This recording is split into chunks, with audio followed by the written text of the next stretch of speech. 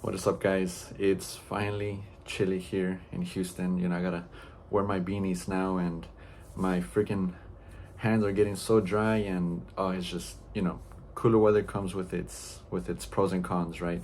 But today I have four designer fragrances that I am currently enjoying at the moment, and these have such great performance, such great sillage, great longevity, all of the above. But above all, to me, the sillage is what I look for. As long as the sillage is great to me, it's gonna be a green light for me to purchase the fragrance. Now, I these are all recent purchases, and I'm super excited to tell you guys about them. And the first one that I'm gonna tell you about is my most recent pickup, and that is Tumi Continuum by Tumi. It's not focusing.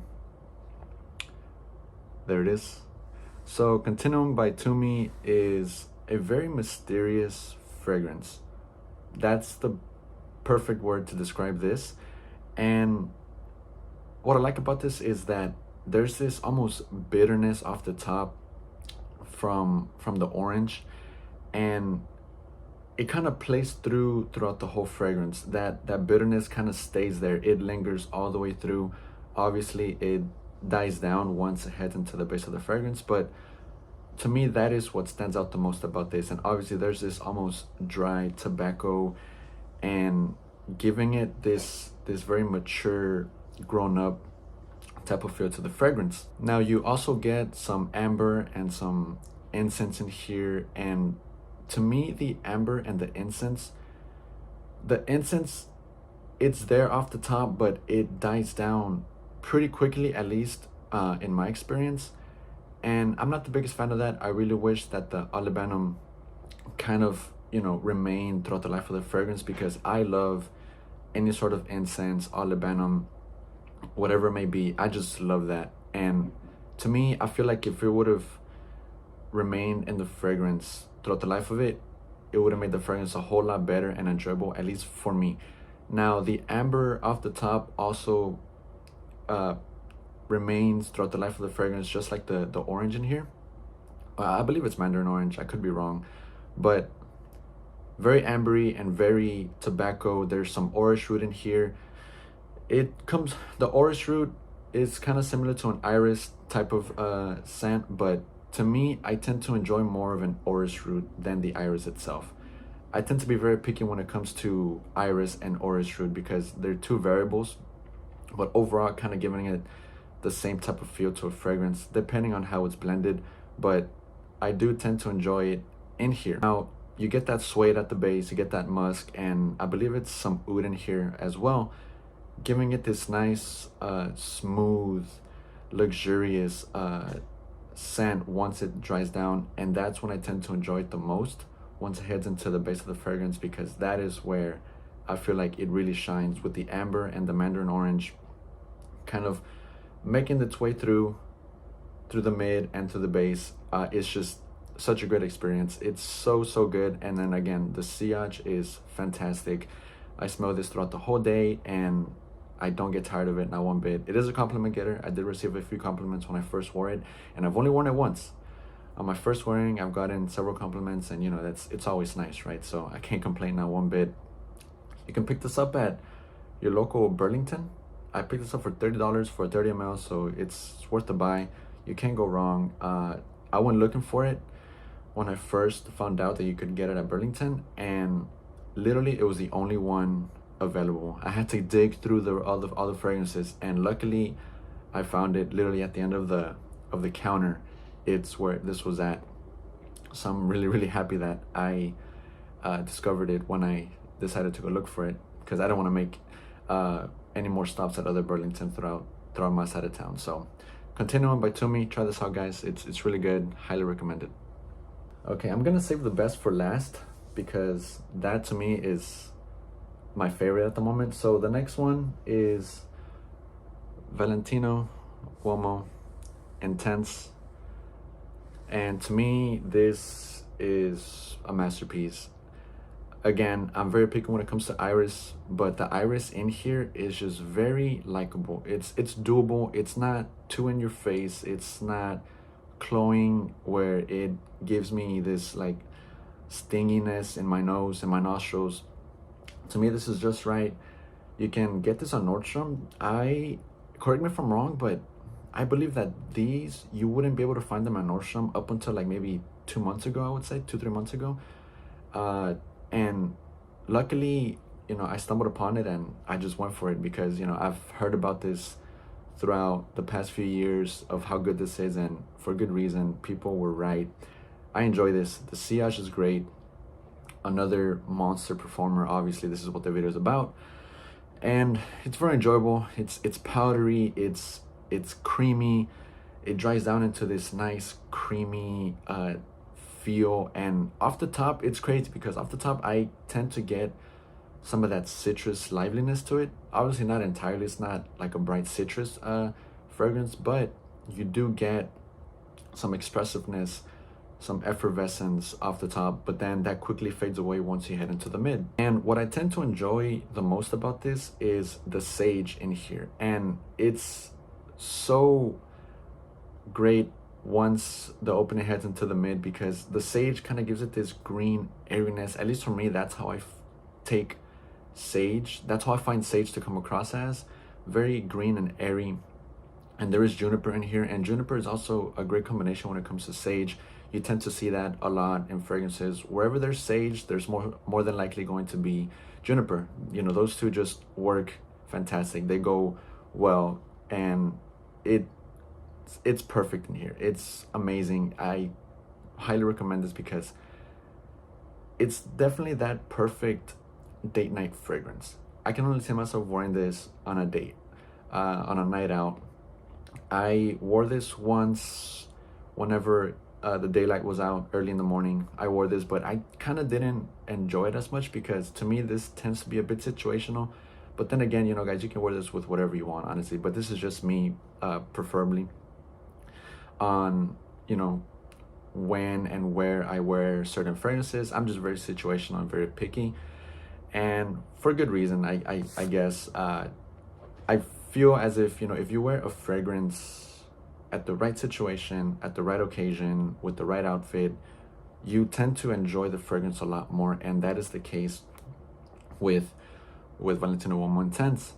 As far as Continuum, that's more of a fragrance where I feel like you can wear it anywhere, anytime, as long as the cold weather is around. But for this, a little more situational, at least for me. But nonetheless, this is great, a bit leathery as well. And the tonka bean giving it this nice creaminess. It comes across very creamy, a bit powdery. It's done very well. I know that there was an earlier version of this, maybe the 2017 version. I could be wrong, don't quote me on that. But I heard that one is a bit more mature, more intense, and more pungent. I've never smelled it, so I can't really say if that is true or not, but from what I've heard, that tends to be the case, or that seems to be the case. But at least, and that kind of pushed me away from purchasing this because I thought that it would be too irisy, and I'm not the biggest fan of super intense iris fragrances. But this right here is great. It's just done right. Very, very great. Try this out, guys. Valentino Wo Intense, definitely worth having in your collection. Next up, 1 Million Royal. My only 1 million flanker, my only 1 million fragrance. I have owned 1 Million Lucky in the past, and that and this are the only 1 million fragrances that I've owned. Unfortunately, for 1 Million Lucky, I kind of got tired of it / cloying, because to me it comes across as very thick. When I first smelled it, I loved it at first sniff. I fell in love with it. I was just obsessed. It's really good, but I guess over time, the more that I worn it, that plum and with the rest of the notes, eventually it became a thick fragrance where I found it to be very thick, and there's nothing wrong with that.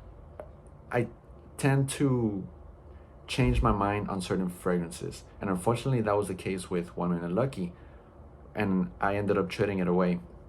But that didn't stop me from purchasing 1 Million Royal. I find this to be not as cloying or as sweet or as thick as the rest of the fragrances. To me, this is a little more fresher, on the fresher side. It's not a fresh fragrance by any means, but this is a lot more balanced. I'm not the biggest fan of the 1 Million flankers just because they're really sweet, but this comes across as very likable in my experience. There's this bitterness to it. It's sweet, vanilla, ambery, resinous. You know what you're gonna get with a 1 Million flanker, and that's the case with this. If I was to recommend a 1 Million flanker, it would be this guy right here. It's fantastic, such a compliment getter, just like the rest. But to me, they did such a great job with this one because it's great in performance. You can't go wrong with it, honestly, and such a compliment getter. Also, the first time that I wore this, I received a couple compliments while I was at work. So it's definitely worth the money, definitely worth the buy. I know that there's the new 1 Million Royal Oud with the green emerald in the middle, and I think that's exclusively in the other part of the world. So I don't know if I'll be able to get that. Kind of doesn't really grab my attention just because it's another oud fragrance. Apparently it gets compared to other stuff out there. So, I don't know. Maybe I will pick it up eventually, but we'll see. But for right now, this is the 1 Million flanker. At least for me, in my opinion, the best in the line right now at the moment. Try it out if you haven't, guys. Next up, and the best for last, this is my favorite pickup of the year. It's just something about it. Kenzo Parfum. Something about this that is just, it speaks to me. It speaks to my soul. And this is very fresh off the top, fresh and juicy. And it's crazy because you only get C notes in here, patchouli and leather. Now, you kind of would ask yourself, well, what's making it come across as fresh and juicy? Well, the freshness obviously from the C notes, but the juiciness, there's no fruits or citruses in here or anything like that. So I believe that the patchouli comes across as this dark, juicy patchouli, because patchouli tends to, depending on how it's blended, it gives off like a chocolatey type of feel. So maybe it's blended to the point where it gives you that like sweet juiciness from a chocolate, and obviously from the patchouli itself, that masculine deepness that it gives to a fragrance. This is it right here. And with that leather giving it that nice undertone to the freshness in here with the patchouli. Overall, the patchouli and the leather are not as prominent. Obviously the C notes is the most prominent in here. This is overall a fresh fragrance, but that patchouli just comes in really well right off the top with that juiciness, like I said, and it's so enjoyable, so enjoyable. This is the loudest out of these four. This is the loudest, and it's bonkers. It's crazy because I was waiting in line at the grocery store the other week, and I was wearing this, and I had just sprayed it maybe like 10 minutes prior, and a lady there behind me while I was checking out, she told me that she could smell me as she was walking to the cash register. And I'm like, oh my, this thing pushes right off of your skin. It's crazy. And another quick story is that I went to go grab some ramen with my little brother just the other week, and once we were finished eating and we got the tab and paid, the hostess asked us what cologne I was wearing. And I showed her a picture, and she took a picture of it because she really wanted to get it. And she told me that her and the other co-workers there, the employees, they were all talking about how good I smelled and that it's really good and this and that. So that's probably the best compliment that I've ever received, because it's always nice to hear that people enjoy your fragrance. It puts me in a good mood, and this definitely works to appeal to others. It's just so good. I probably will get a second bottle once I'm done with this. And I don't like purchasing two bottles. Like whenever I'm finished with a fragrance, like that's it. You know, there's always something better out there to experience. But I'm gonna make an exception for this because once I'm done with this, I'm getting an extra bottle. Maybe I'll get the other flankers of this, or the EDT Intense, and there's some other versions of it. But nonetheless, this is so good, guys. You have to try this out. My favorite pickup of the year. You won't regret it. Trust me on this. I know it's not just me, but this is, you know, such a masterpiece in my opinion. So try this out if you haven't. Definitely worth the buy. Kenzo Homme Eau de Parfum. And those are the 4 that I have for you. Have you tried any of these? I'm sure you have. If you have, let me know. I would love to hear your experiences from it. Until next time, guys, take care.